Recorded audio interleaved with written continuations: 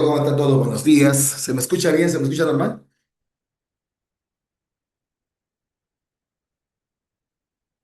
Buen día, chicos. ¿Me escuchan? Recording in progress. Buen día, buen día, buen día, jóvenes. ¿Cómo están? Bien. Mm. Buen día, Janina. Buenos días, Liz. Buenos días, Camila. Buenos días con todos, todas, todes. Bien. El día de hoy vamos a hablar de cómo se realiza la clasificación de los seres vivos. Ojo, no estoy diciendo cómo es, o sea, la clasificación como tal. No, la clasificación como tal la estamos viendo en seminario con los chicos de biomédicas. Vamos a ver cómo se hacen las clasificaciones. Bien, de eso vamos a hablar el día de hoy. Bien, cabe mencionar entonces que la clasificación se puede ver desde dos puntos de vista: la sistemática y la taxonomía. Bien, sistemática y taxonomía.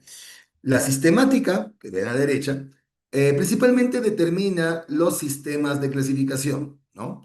Se debe determinar cómo es que se dan los sistemas de clasificación y están dados en épocas en realidad, ¿no? En eras. Bueno, eras no, etapas, por decirlo así. En cambio, la taxonomía corresponde a las reglas que se presentan dentro de cada sistema de clasificación. Es decir, la taxonomía está dentro de la sistemática, ¿no? La sistemática, entonces, para poder armar un sistema de clasificación, usa principalmente la filogenia, la paleontología y la evolución. Y la taxonomía, para poder mantener a los organismos y ver los patrones sistemáticos, pues usará morfología, genética, citología, biología molecular, la química, la embriología, etcétera, etcétera.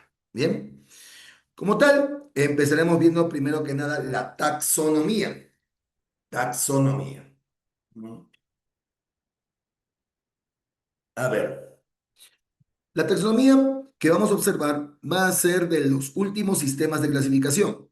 Más adelante veremos esos sistemas, pero está dado principalmente para los últimos sistemas de clasificación, donde se usa como principal criterio a los órganos homólogos. Órganos homólogos. Dentro de ello, entonces, nosotros vamos a poder observar cómo son algunos patrones para determinar lo que es un órgano homólogo. Bien, a ver, vamos a poner aquí. Bien, tomar en cuenta que cuando hablamos de órganos homólogos, ¿ya? Cuando hablamos de órganos homólogos, se presentan principalmente, ay, perdón, me he atorado. Principalmente el mismo ancestro común, ¿no? El mismo origen, te dice ahí. Entonces, en este cuadrito podremos ver lo que es la homología. En una homología tenemos el mismo origen, las mismas estructuras, pero diferente aspecto y diferente función. En una histología todo es igual, en el origen, estructura, aspecto y función de los órganos que vamos a comparar. En homoplasia tienen diferente origen, pero igual estructura, aspecto y función. O sea, se ven igual, pero el origen, los ancestros son diferentes. Y en la analogía todo es diferente menos la función. Bien, vamos a verlo de manera más práctica y también explicar cómo es que aparecen, ¿no? Principalmente por convergencia, convergencia adaptativa o en todo caso por divergencia evolutiva. ¿Bien? Ok, ¿a qué se refiere con ello de divergencia y convergencia? A ver, vámonos para ello a la evolución. Ahí, ¿verdad que esto tiene raro el zoom? Ya, ahí podría ser. Listo, ahí está. Bien, ¿qué es la divergencia evolutiva? Bien, en la divergencia evolutiva vamos a observar cómo los organismos de una determinada población en millones de años pueden formar diferentes especies. Por ejemplo, hace aproximadamente 66 millones de años cayó un meteorito que eliminó a la gran mayoría de especies que se encontraban en ese momento en el planeta Tierra, sobre todo los dinosaurios. Muchas especies que vivían bajo tierra sobrevivieron, sobre todo si hablamos de mamíferos insectívoros que se alimentaban principalmente o de carroña o de pequeños insectos o lombrices que vivían bajo tierra. Esos tendrían más oportunidad de poder sobrevivir. Esos corresponden entonces a insectívoros cretácicos, ¿no? Porque es de finales del Cretácico, ancestrales, los cuales, una vez que cayó el meteorito, pudieron notar que ya no existían tantos depredadores de ellos. Así que salieron de sus cuevas, salieron de sus madrigueras y comenzaron a poblar buena parte del planeta Tierra. Esto permitió que muchas mutaciones que presentaran, por ejemplo, patas más largas, pudieran permitirles correr más rápidamente, ¿no? Sobre todo algunos depredadores que se podrían presentar. Algunos de ellos se irían al mar y otros también se meterían, digamos, en zonas boscosas donde tendrían que saltar. Eventualmente, en 66 millones de años, dieron origen a la gran mayoría de los placentarios, no todos, pero al menos a la gran mayoría de los placentarios, como son, por ejemplo, los delfines y pues también el caballo, ¿no? Entonces, como pueden observar, en este caso se ha dado una divergencia evolutiva. Divergencia evolutiva. Las estructuras que van a presentar son diferentes, pero tienen el mismo origen, el mismo ancestro. Bien, esa es una divergencia evolutiva. Bien, y como tal ha generado órganos homólogos. Órganos homólogos. La aleta de un delfín es muy diferente a la pata de un caballo. Son demasiado diferentes. Pero al presentar el mismo origen, yo puedo colocar el delfín y el caballo en el mismo grupo. Ambos son mamíferos. Eso es muy importante de tomar en cuenta. La homología, igual que la sistemática actual, no se basa en los parecidos de los órganos. No es que los órganos sean iguales o parecidos, no. Se basa en los ancestros comunes.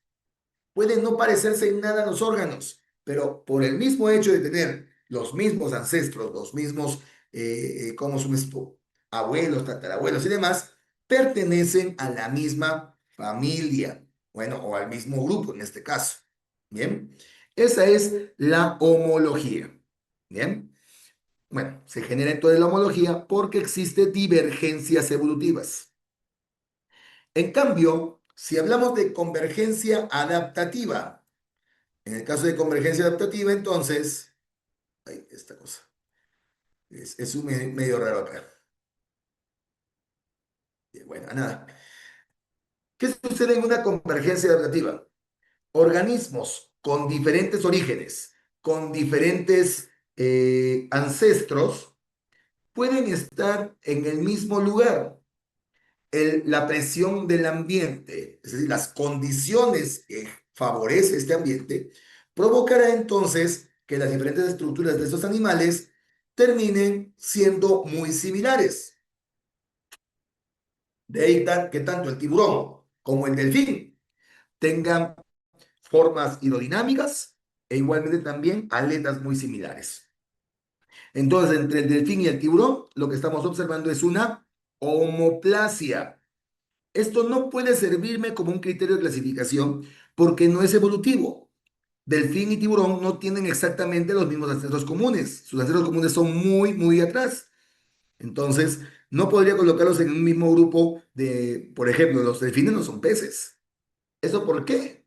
Porque estamos viendo una convergencia adaptativa. En este caso, lo que me ha generado es una homoplasia. Las aletas del delfín y el tiburón tienen la misma estructura, el mismo aspecto y la misma función porque se desarrollan en el mismo medio ambiente. Sin embargo, entonces, aquí lo que ha habido es un origen diferente, un ancestro diferente, lo que provoca entonces que no vaya a poder agruparlos. Bien, lo mismo que esa analogía, peor todavía en analogía donde solamente es la función igual, ¿no? Por ejemplo, las alas de un murciélago con las alas de un insecto, diferente origen, diferente estructura, diferente aspecto, pero ambos sirven para lo mismo, para volar. Bien, entonces ya tenemos entendido, espero, lo que vendría a ser en los diferentes tipos de órganos: isología, homología, homoplasia y analogía. Veamos algunos ejemplos más. En la evolución, la evolución permite entonces agrupar por ancestros comunes actualmente. En homología podemos ver, por ejemplo, el brazo de un humano con la pata de un perro. Y tienen ahí, por ejemplo, la aleta de una ballena, donde son similares estas, porque evidentemente, a pesar de que la aleta de la ballena en aspecto es muy diferente, en estructura es muy similar. Hay húmero, cúbito radio, carpianos, metacarpianos y demás, ¿no? Entonces, ahí definitivamente hay una homología. Veamos una homoplasia. Homoplasia. Aquí vemos un delfín, un ictiosaurio y un tiburón. Delfín, ictiosaurio y tiburón, mira, son muy parecidos. Son muy, pero muy parecidos. Pero no tienen los mismos ancestros, por eso es que no los puedo colocar en el mismo grupo. Mira tú que el delfín tiene todas las formas características de un tiburón, a excepción de la aleta caudal, todo lo demás es igual, ¿no? El ictiosaurio todavía mucho más parecido. ¿Pero por qué? Porque se desarrollan en el mismo ambiente, en las mismas condiciones. Evidentemente, el delfín es un mamífero, no es un pez. Carol Drummond Linneo lo ponía como pez porque Linneo, en un principio, no tenía pues idea de lo que era evolución. Y como no había evolución en ese momento, pues es obvio que iba a ponerlo por las características que veía. Y bueno, pues por eso mismo lo puso como un pez. Hoy en día sabemos que no es un pez, es un mamífero, pero es un mamífero porque tiene ancestros comunes con los mamíferos. Un ictiosaurio es un reptil porque tiene ancestros comunes con los reptiles, o bueno, sería más mejor decirle saurópsido, que es el nombre verdadero. Y un tiburón, pues es un pez, porque tiene ancestros comunes con todos los peces. No basamos la clasificación en los parecidos, basamos en los ancestros. ¿Bien? Y bueno, una analogía sería simple, ¿no? Es totalmente diferente, solo lo único que se asemeja es la función. ¿Bien? Ahora, todo esto se coloca en lo que se denomina como categorías taxonómicas. ¿Bien? Las categorías taxonómicas son jerárquicas, van de lo mínimo, que es la especie, hasta lo más complejo, que es el dominio, o sea, el que abarca más. De tal manera que el conjunto de especies dará origen al género, el conjunto de géneros a la familia y así sucesivamente. Sí, sí, sí, siempre paso las diapositivas, no se preocupe. Bien. Entonces, todo esto presenta un orden jerárquico, ¿no? Una categorización jerárquica. Pero ojo, no puede ser cualquier especie o cualquier género, no. Tienen que ser especies homólogas, es decir, que tienen los ancestros comunes. Por ejemplo, yo no puedo decir, pues, como especie, ¿no? No puedo decir, no sé, Felis catus, que es el gato, lo voy a asociar con el canis familiaris, que es el perro, y lo asocio con el crocuta crocuta, que es la hiena. No, no puedo poner de esa manera para formar un género, no. Tienen que ser especies homólogas, que tengan el mismo ancestro común inmediato. Entonces ahí podrían colocar Canis familiaris, Canis lupus, Canis latrans, Canis rufus. Todos ellos sí tienen el mismo ancestro común. Y el género es Canis, género Canis. De ahí, del género vamos a la familia. Y también tenemos que agrupar los géneros homólogos. El género Canis, que es de los perros y lobos. El género Vulpes, que es de los zorros, ¿no? De los zorros, los finitos pero bonitos. Después Pseudalopex, Licalopex, que son de los zorros andinos. El género Licao, que es justamente de los perros salvajes africanos. Cada uno de ellos son géneros homólogos, géneros que tienen ancestro común inmediato. Por lo tanto, los puedo colocar en la familia Cánidos, y así sucesivamente. La categorización taxonómica es jerárquica, va agrupando taxones homólogos. Y mientras más ascendemos en la categorización taxonómica, más atrás en la historia evolutiva vamos a presentarnos. Así entonces, tenemos aquí en la especie, las especies actuales, ¿verdad? Sí, en esta línea tenemos las especies actuales. Si miramos hacia atrás, veremos el que dio origen a esta especie. Si miramos más atrás, veremos el que dio origen al género, o en todo caso a la familia también, o a la clase o al orden. Mientras más atrás vamos en el tiempo, vamos entonces retrocediendo en la historia evolutiva, en la historia evolutiva de las especies. ¿Bien? Bueno, sigue siendo más de lo mismo. Ahora, esos fueron los taxones primarios. Los taxones primarios son los que sí o sí deben estar presentes en todo sistema de clasificación. Los secundarios son opcionales. Son opcionales. Y no es precisamente si quieres lo pones, si quieres no lo pones. No. Solo se ponen si son estrictamente necesarios. Bien. Solamente si se necesita, se los va a utilizar. Si no, no. Mm. Y estos taxones suelen presentar prefijos como sub, super e infra. Por ejemplo, ven ahí, debajo del dominio está el superreino. Debajo del superreino está el reino. Debajo del reino, el subreino. Debajo del subreino, el superfilum. Debajo del superfilum, el filum. Y ojo acá, porque los botánicos y fungólogos, los micólogos, usan principalmente división. Entonces puedo hacer los dos. Filum para los zoólogos, división para los botánicos, por ejemplo, ¿no? Por debajo estaría subfilum o subdivisión, infrafilum o infradivisión, superclase, ¿no? Superclase que está por encima de la clase. Después tenemos la clase, debajo de la clase, la subclase.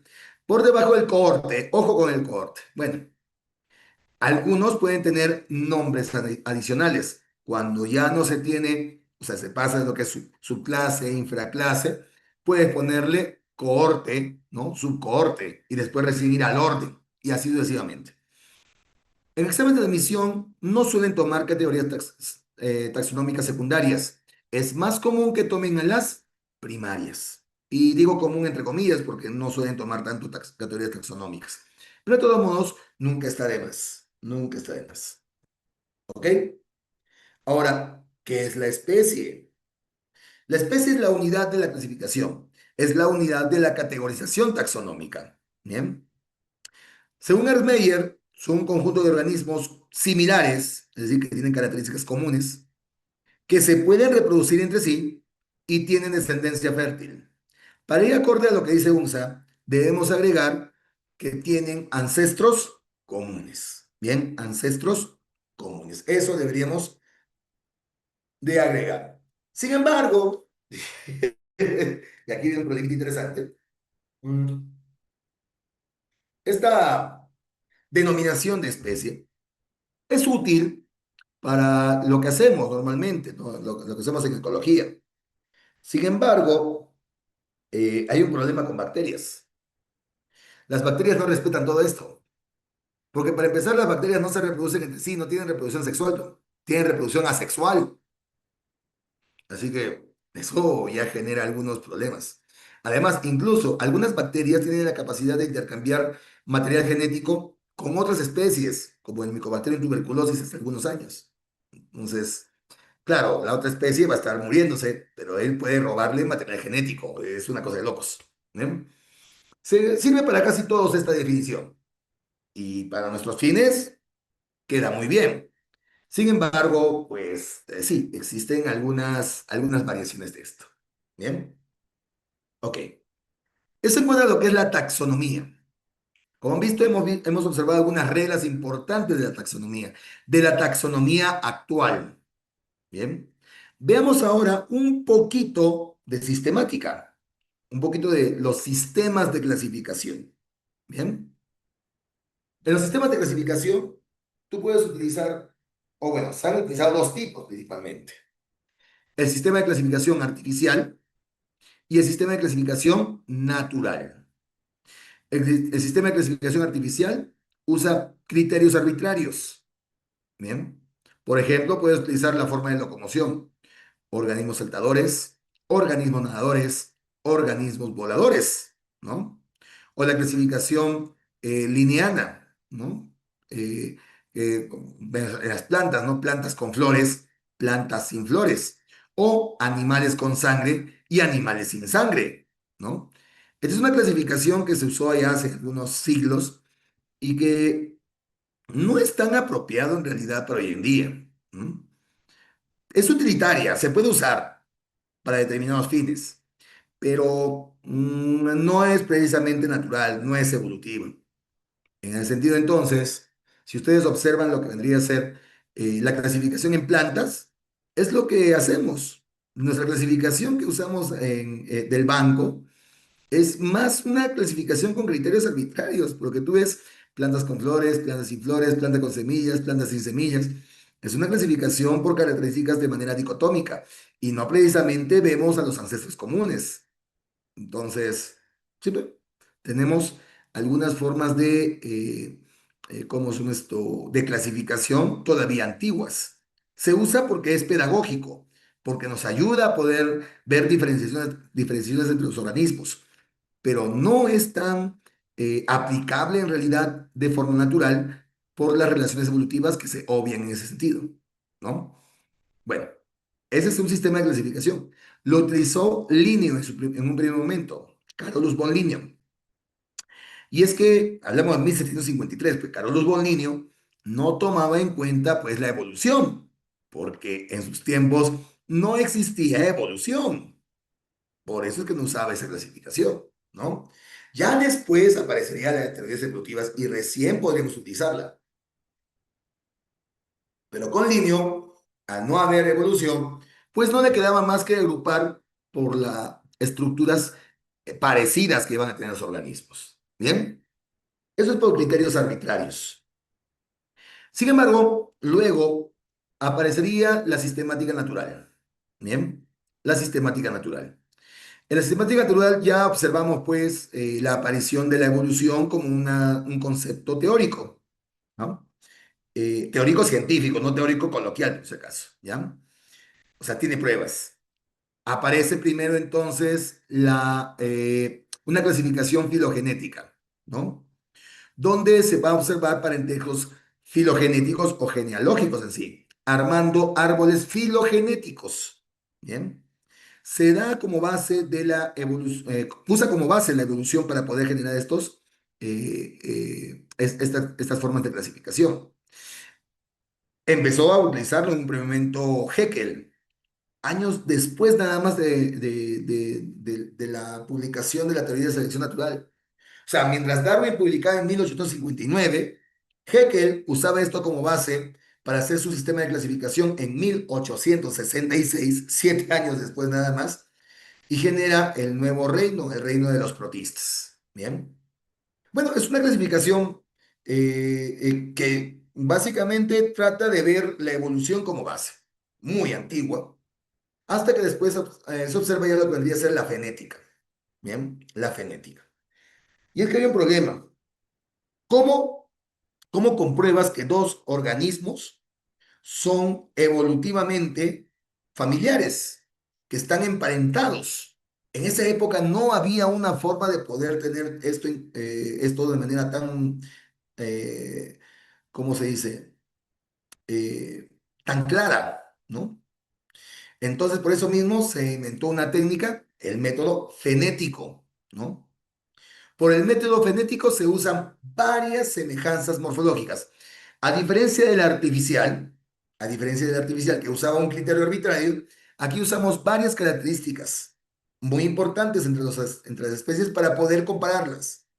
Los fenetistas mencionan entonces que si asociamos varias características y las comparamos, podríamos llegar a observar el carácter evolutivo, ¿no? La evolución en sí. Esto era un poquito debatible, ¿eh? Un poquito debatible, porque evidentemente tendríamos pues ¿cómo son esto? Unas discrepancias, porque igual no seguían siendo una prueba como tal, pero servía en campo y sigue sirviendo en campo. Por ejemplo, si yo comparo un gatito con un león, yo puedo decir que sí tienen ciertas semejanzas, ¿verdad? Algunas pocas semejanzas los van a estar agrupando, ¿no? Ambos son félidos. Sin embargo, si comienzo a buscar más características, puedo utilizar de repente a otro organismo, el lince, por ejemplo, ¿no? Un lince. Y un lince tiene más características comunes con un gato que con el león. Entonces, solamente por aumentar el número de características a comparar, puedo decir que el lince es más, ¿cómo es esto? Más apegado al gato. Así que lo puedo agrupar con el gato. Pero si observo un gato silvestre, un gato salvaje, un gato montés, y lo comparo con el gato doméstico y lo comparo con el lince, voy a notar que tiene mayor parecido con el gato doméstico, ¿no? Aumentando el número de características, yo puedo determinar esto. Ello se refleja en lo que se conoce como fenogramas. ¿Bien? Estos son fenogramas. Es una sistemática más numérica, como pueden observar. Se utilizan entonces una serie de características, ahí las pueden observar, ¿no? ¿Sí? Y se observan los patrones. Se les da a cada característica un determinado valor. Por ejemplo, para el chita la velocidad es de 2 porque es bastante rápido, ¿no? Pero el color es cero porque no es tan mimetizable, por ejemplo, ¿no? Entonces, tenemos diferentes patrones que estamos observando de forma numérica, los cuales poco a poco me van dando índices hasta observar los organismos que tengan mayor parecido, ¿no? Por ejemplo, león, otorongo, puma y lince son muy parecidos entre ellos. El chita es muy aparte, ¿no?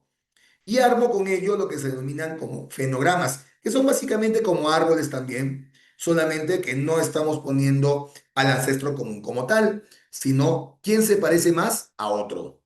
Eso es lo que ve la fenética. ¿Bien? La fenética. Usa fenogramas entonces.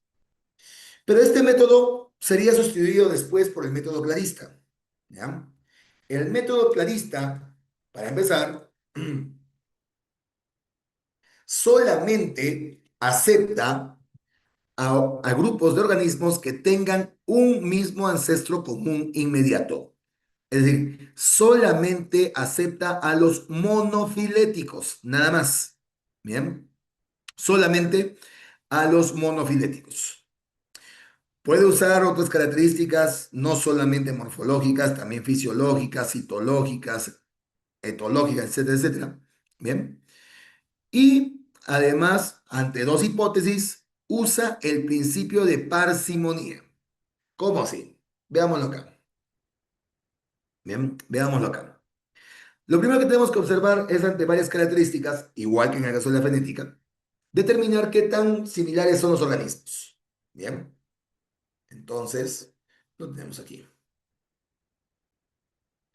Vemos aquí, por ejemplo, tiburones y parientes, peces óseos, anfibios, primates, roedores y conejos, cocodrilos y parientes, dinosaurios y aves. Bien. Y vemos, observamos aquí las diferentes características. Tienen vértebras, presentan esqueletos óseos, presentan cuatro extremidades, presencia de huevo amniota, presencia de pelo y las fenestraciones postorbitales. Cada una de ellas tendrá un sí o en todo caso un no. A partir de esto entonces armo mi cladograma. ¿Bien? Por ejemplo, todos tienen vértebras, no tengo problemas con ello. Listo. Esqueleto óseo, no todos. Tiburones no tienen esqueleto óseo. Saco entonces de los tiburones de ahí. Bien. Y vamos a observar que todos los demás sí tienen esqueleto óseo. Cuatro extremidades, pues en el caso de los peces no tienen cuatro extremidades, ¿verdad? Así que saco los peces hacia otro grupo y pondré aquí lo que tienen cuatro extremidades, desde anfibios hasta dinosaurios y aves. Después, la presencia de huevo amniota. El huevo amniota es el huevo que tiene una membrana que evita que se vaya a desecar ese huevo. O sea, permiten conservar el líquido, el agua dentro de este para conservar el organismo. Es el huevo amniota, aparece desde los reptiles. Pero los anfibios no lo tienen. Así que excluimos los anfibios y ponemos a todos los demás. Organismos con pelos, primates y roedores, o con dos fenestraciones postorbitales, cocodrilos, dinosaurios y aves. Bien, ya tenemos cómo podría haber sido la evolución, pero puede que tenga dos opciones, dos hipótesis.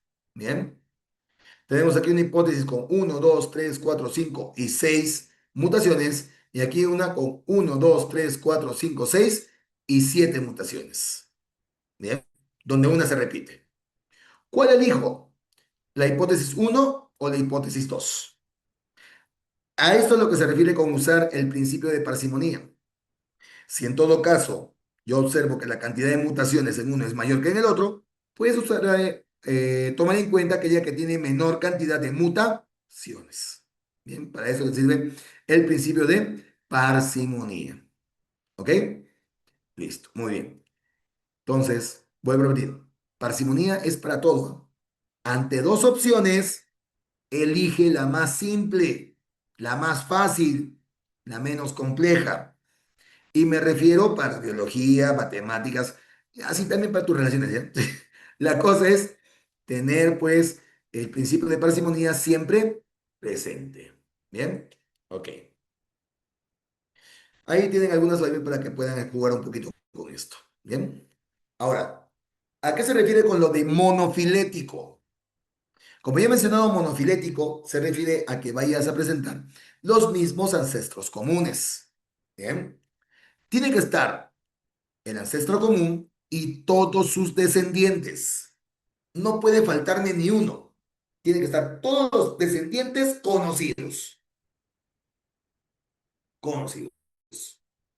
Entonces, en la cladística actual, además, se usa pruebas de ADN, pruebas de ARN, pruebas de proteínas, citocromo C de las mitocondrias, etcétera, etcétera. Veamos acá entonces. Bien. Tienen aquí lo que vendría a ser una clasificación para cánidos. Es hipotético porque en realidad no están todos, ¿ya? Pero digamos que están todos. Pueden observar, por ejemplo, dentro de los zorros, Vulpes labopus, Vulpes cerda, se presentan todos ellos con el mismo ancestro común inmediato. Aquí estaría el mismo ancestro común inmediato. Bien, ahí lo ven. Bueno, no lo ven, digamos que está estipulado en esta línea. Para todos los canis, Canis rufus, Canis latrans, Canis lupus, Canis familiaris, pues aquí estaría el mismo ancestro común inmediato. Y para el Licaon, bueno, pues la única especie que vive hoy en día. Bien, todos ellos son monofiléticos, porque tienen ancestro común inmediato. Pero, ¿qué pasaría si por alguna razón coloco al género Canis dentro del grupo de los pulpes? Pues evidentemente esto dejaría de ser monofilético y sería parafilético. ¿Por qué? Porque todavía le encuentra el ancestro común, aunque no es inmediato, hay ancestro común. Eso sería parafilético. Si fuera muy lejano, coloca ahí de repente una cucaracha, ahí ya no, pues, ahí ya sería polifilético. Ni el parafilético ni el polifilético son aceptados. Los dos se descartan, no son cladísticamente apropiados. Bien, no son correctos. Y eso es lo que pasó con las aves. Bueno, con las aves no, con los reptiles, mejor dicho, con los reptiles. Hoy en día ya no existe el grupo de reptiles en la cladística, ¿sí? Reptiles como tal, bueno, pues se acepta, ¿no? Se acepta para la pedagogía, ¿bien? Reptiles se acepta para la pedagogía, pero no se acepta reptiles para la cladística. ¿Por qué? Para empezar, el nombre reptil hace alusión a que reptan, ¿no? Son organismos que están arrastrándose. Y eso, bueno, pues no se está observando en todos los organismos. Los dinosaurios no reptan. Los mosasaurus no reptan. Los pterodáctilos no reptan, ¿verdad? Y es que antes se pensaba que podían haber tenido ancestros comunes y además no estaba nada comprobado, simplemente se basaban en lo que observaban. Así que luego de hacer varios análisis, encontrar nuevos fósiles y volver a hacer análisis de ADN, ARN y proteínas, se encontró que las aves en realidad están muy emparentados con los dinosaurios. De tal forma entonces que podemos hablar de dinosaurios aviares y dinosaurios no aviares, siendo los dinosaurios aviares los actuales, el actual grupo. O sea, ya no son aves, se llaman dinosaurios aviares, ¿no? Y ya se ha reemplazado el nombre del reptil por saurópsido, ¿no? Son los saurópsidos, que tienen ahí los arquelosaurios y los lepidosauriomorfa. Y nota que los arquelosaurios tienen a los cocodrilos y a los cocodrilos y tortugas, mientras que los lepidosauriomorfa tienen a los lagartijas, las serpientes y las tuataras. Ahora, nota esta curiosidad. Un cocodrilo está evolutivamente más emparentado con un ave que con una lagartija. Bien. A pesar de que la lagartija y el cocodrilo se parecen bastante, y un ave con un cocodrilo no se parecen en nada, pues cocodrilos y aves están en el mismo grupo, son arquelosaurios, ¿no? Entonces, bueno, ya tú las curiosidades que hemos encontrado con las pruebas genéticas, haciendo pruebas de ADN, ARN y proteínas. Con eso ya te digo varias cosas, ¿no? Y es que muchos dinosaurios posiblemente ya hayan tenido plumas.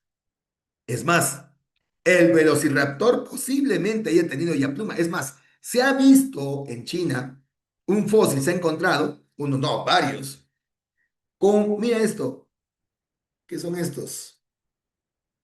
Plumas, ahí están las plumas, ¿verdad? Obviamente esto no te lo van a tomar. Te lo estoy poniendo como un ejemplo de ¿Por qué ya no existen los reptiles? Porque no son monofiléticos. Por eso que se ha reemplazado como, ¿cómo son esto? Déjame caer. Se ha sido reemplazado como saurópsidos. Saurópsidos. Miren acá, por ejemplo, lo que vendría a ser el famoso Archaeopteryx, ¿no? Un dinosaurio que sí se ha comprobado que ya tenía plumas. ¿M? Y posiblemente algunos de estos hayan venido posiblemente de algunas especies de ancestros comunes con los velociraptores. ¿Quién sabe si el Quetzalcóatl, este pterosaurio, no es un dinosaurio, es un pterosaurio, los dinosaurios son cuadrúpedos, este es un pterosaurio, ¿no?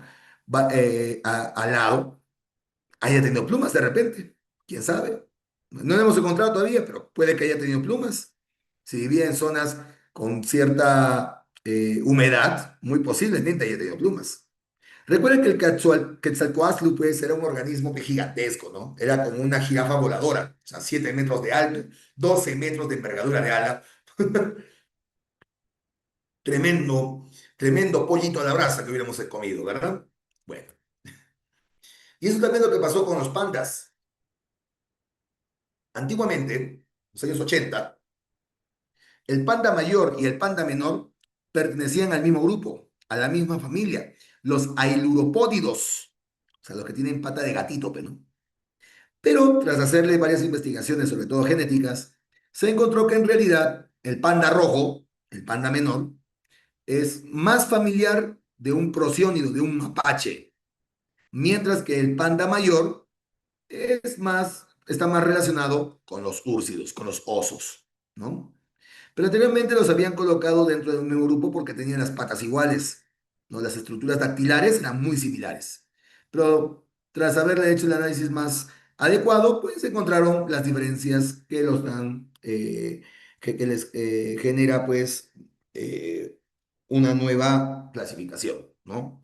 Panda en los úrsidos, que era bastante obvio, y el panda menor en los prosiónidos, en los mapaches. Bien. Ok, bueno, eso en cuanto a lo que vendría a ser lo que ha generado esta biología molecular, incluyéndose la sistemática, que no es incorrecto, es totalmente correcto, totalmente válido, es lo más apropiado. Ahora, ¿cómo nombramos a los organismos? Bien, se establece mediante un sistema binomial, el nombre científico. Bien, el nombre científico. Cada especie consta de dos palabras que lo caracterizan. La primera palabra, la primera palabra es con mayúscula, todo lo demás con minúscula. Aquí está mal puesto porque en realidad debería ser en cursiva. Cuando lo pones en imprenta puede ser cursiva, puede ser en negrita. Si lo haces a mano, tienes que subrayar el nombre científico. ¿Ya? Tienes que subrayarlo. Ahora, el nombre científico consta, la primera palabra es el nombre genérico, la segunda palabra es el epíteto específico. Entonces, es como hablar de un apellido y nombre, ¿no? De tal manera que tú puedes decir de repente, ¿no? Mamá, me ha mordido un vulpes, ¿no? Un zorro, me mordió un zorro. Pero ¿cuál vulpes, pe? Vulpes, vulpes, vulpes lagopus o vulpes cerda, ¿me entienden? Yo puedo agarrar y especificar ya con la especie. Como digo, es como hablar de un apellido y nombre. Mamá me ha pegado Segarra. ¿Cuál de los Segarra? ¿Segarra Adrián o Segarra André? De repente, ¿no? Actúa de la misma forma, te ayuda a identificar de mejor manera al organismo que puede estar, del cual se puede estar hablando. Y dentro de la nomenclatura binomial, también hay que tomar en consideración eh, que se debe poner en latín, se debe dar en latín. Y muchos dirán, pero profe, no puede ser castellano. No, ¿por qué no en castellano? Porque el latín es una lengua muerta. Es un idioma que ya nadie lo va a variar, nadie va a cambiarlo, ¿no? Ya nadie la habla. Bueno, solo el Vaticano, ¿no? Pero los sacerdotes no lo van a cambiar. Bueno, el Papa es peruano, ya valió. Bueno, el detalle, jóvenes, es que normalmente no debería cambiar el latín. Y por eso se coloca el nombre científico en latín. Bien, en latín. Es lo más salomónico que se ha podido dar. Ahora, En el nombre científico se pueden adjetivizar al organismo. Se le puede poner adjetivos, alguna característica relevante de ellos. Por ejemplo, veamos a este de la derecha. Myrmecófaga tridáctila, el famoso oso hormiguero. Mirme significa hormiga, fagos comer. Come hormigas. Tridáctila tiene tres dedos. Y efectivamente los osos hormigueros tienen tres dedos. Por eso es el nombre científico. Estoy adjetivizando al organismo. Estoy poniendo sus características. Rupícola peruviana. ¿Qué significa? Bueno, este es un organismo que vive en las rocas y vive en Perú, ¿no? El famoso gallito de las rocas. Bien. O también puedes colocarle el nombre científico, bueno, el nombre del autor al nombre científico. Weber Bauerocereus, Weber Baueri. Weber Bauer era un alemán, botánico alemán, que vino aquí a Latinoamérica a hacer algunos estudios bueno, de plantas en general, sobre todo cactus, y la describió aquí en Arequipa. Esta es la que llaman normalmente como el cactus candelabro. La puedes encontrar camino a Chapi, ¿no? Y tiene el cactus la forma de un candelabro, por eso se llaman cactus candelabro, ¿no? Es el famoso Weber Baurocereus, Weber Baueri, ¿no? Pero hubo un problema, pero se nos acabaron los nombres científicos. ¿Qué hacemos ahora? Pues pongámosle el nombre científico de mi personaje favorito, Chewbacca, Trigonoptero Chewbacca, Wokia Chewbacca. Hay un gorgojo que se llama Trigonoptero Chewbacca. Hay una polilla que se llama Wokia Chewbacca, por ejemplo, ¿no? Me gusta Star Wars. Tetramorium Jedi, por ejemplo, ¿no? En honor a los Jedi. ¿Quién no conoce a los Jedi, verdad? El género Darth Vaderium, en honor a Darth Vader. Es un ácaro, sí, ¿no? Igualito a Darth Vader, mira tú, ¿no? Sí, parece que a los entomólogos les encanta Star Wars. También Star Wars, pero bueno, es parte del trabajo, ¿no? Entonces, puedes ponerle Vampiroteutis infernalis, por ejemplo, un calamar vampiro, ¿no? Eso lo encontraron a 60 metros de profundidad, zonas un poco oscuras. Imagínate ver eso. O, ¿por qué no? Si no se te ocurre ningún nombre, Alobates ni putidea. Bien. La ranita de la paz. Alucina ese, ¿no? Es uno de los organismos que, bueno, pues muchos tienen algunas discrepancias con ello por el término niputidea. Sin embargo, esto no es por lo que piensan. El niputidea es, según lo que menciona, es un dialecto colombiano que habla bien acerca del pueblo de donde se encontró la ranita. Bien, la ranita de la paz. Luego tenemos, por ejemplo, Angelo Dickinsoni, en honor a Bruce Dickinson, ¿no? El gran vocalista de Iron Maiden. Ahora, haz algo de cuenta, en Yo Soy hasta ahora no ha salido ningún Bruce Dickinson. Pucha, ¿quién podrá imitar a ese tío? Bruce Dickinson es todo un dios, todo un dios.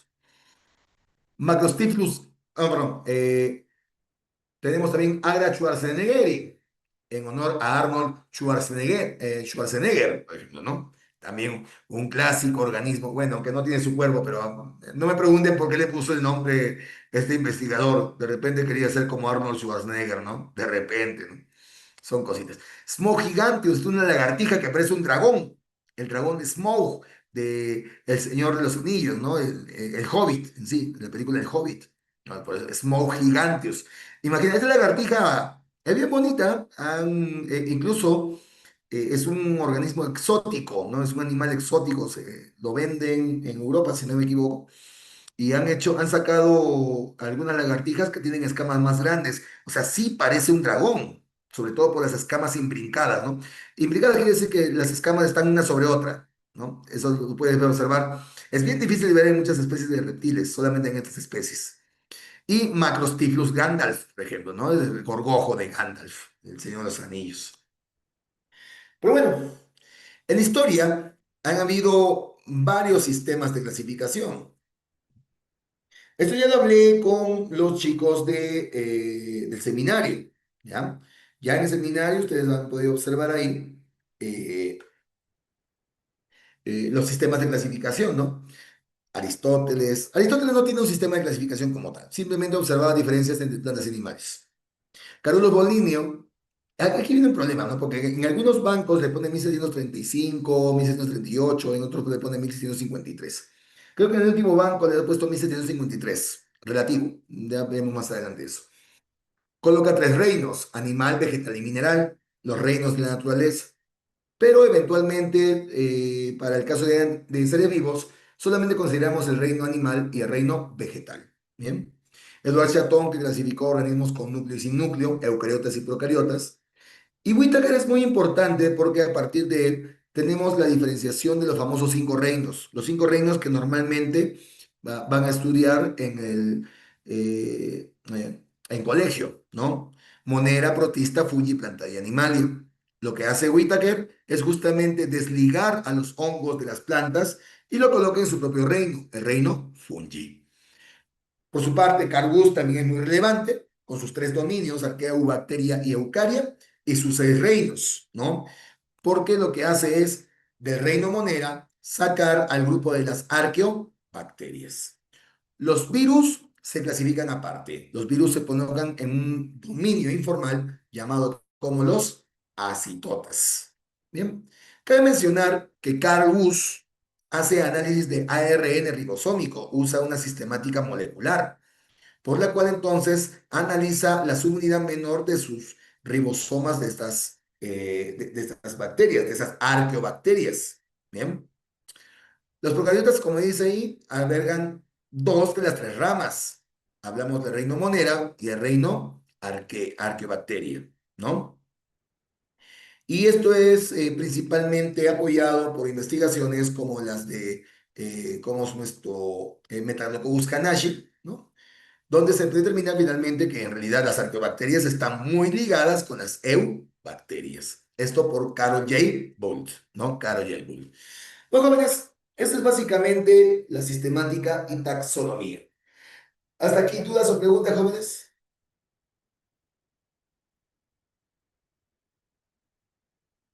¿Todo claro, chicas, chicos, chicos? Chicas, chicos, chicas, o lo que sea. Digo, jóvenes, si no hay preguntas, lo dejamos ahí nomás. Si están dando cuenta, en la práctica les he puesto hasta la pregunta 20, preguntas someras, fáciles, sencillas. De la 21 para adelante, las preguntas están un poquito más complejas, justamente para que puedan analizar mejor, para que puedan leer más. Es muy importante que aprendan a leer, por favor. Marco Aurelio de Neri decía que existían tres tipos de analfabetos, ¿no? Los que no saben leer, los que no entienden lo que leen y los que leen hueva. Bueno, ya conocen ustedes cómo era Marco Aurelio, ¿no? Entonces, no sean de esos grupos de analfabetos, por favor. Aprendan a leer, lean bastante, sobre todo si hablamos de lecturas científicas, que es lo que más les conviene a ustedes analizar. Bien, chicas, chicos, hasta ahí lo dejamos el día de hoy. La próxima semana desarrollamos el capítulo de niveles de organización de los seres vivos. Sin más que mencionar, nos vemos la próxima semana. Cuídense mucho, jóvenes. Bye, bye.